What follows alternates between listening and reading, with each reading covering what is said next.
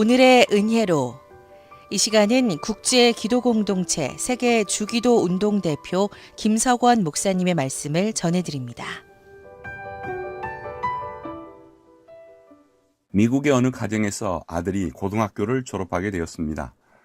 보통 미국의 경우 6월 초에 졸업을 하고 9월 초에 대학에 입학합니다. 이 학생의 아버지는 생활에 여유가 있었습니다. 넉넉하게 지낼 정도로 수입이 많았습니다. 이 아들은 아버지께 말씀드렸습니다. 아버지, 제가 이번에 고등학교를 졸업하고 가을에 대학에 입학하게 되는데 고등학교 졸업과 대학 입학을 기념해서 자동차 하나 사주세요. 그랬더니 아버지는 선뜻 그래 사주마 하고 대답을 했습니다.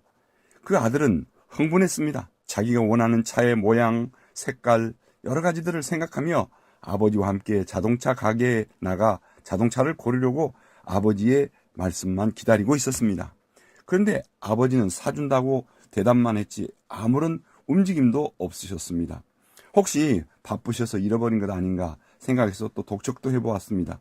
그런데 아버지는 나는 절대 자동차 사주는 거 잊지 않고 계신다, 그렇게만 말씀했습니다. 이제 개항할 날짜가 다가왔습니다.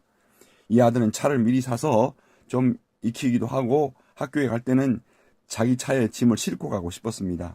그런데 이상하게 아버지께서는 자동차 가게에 나가자는 말씀을 하지 않았습니다.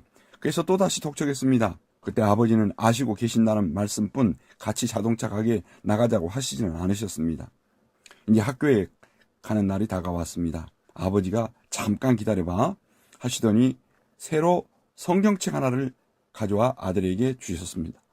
그리고 너 학교 기숙사에 들어가면 여기 성경 말씀 빌립보서 4장 19절을 읽어라. 빌립보 4장 19절을 꼭 읽어보라 하셨습니다.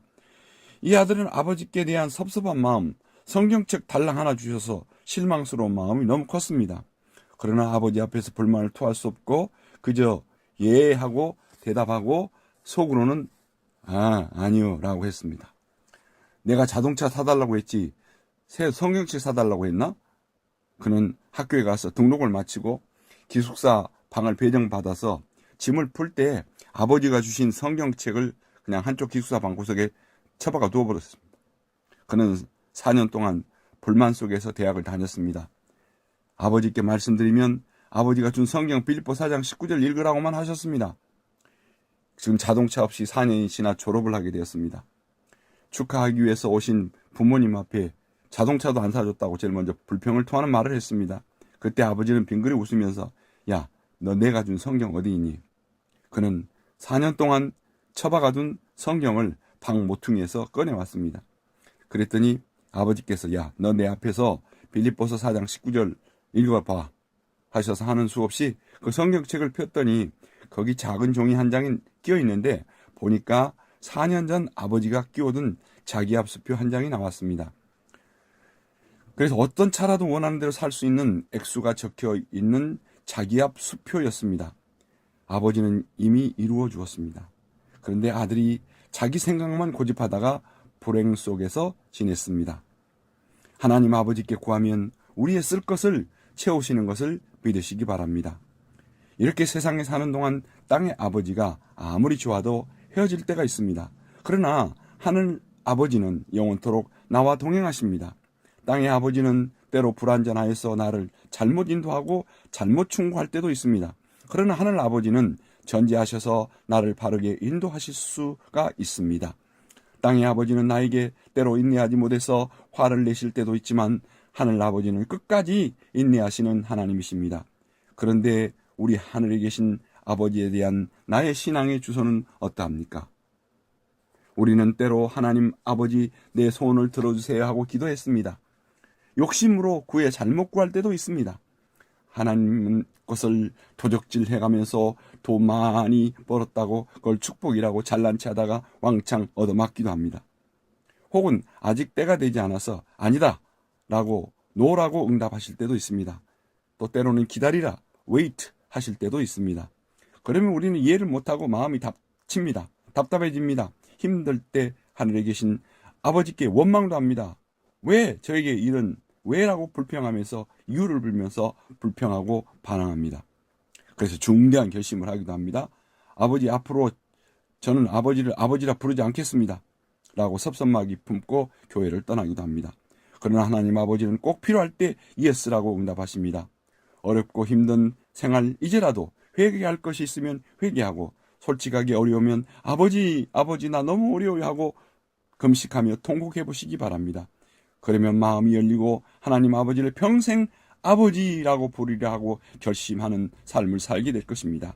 지금까지 아버지를 떠난 신앙생활을 결심하고 열심히 믿지 못했다면 평생 하나님 아버지라 하시면서 살 수 있는 그런 삶의 결심이 있기를 원합니다.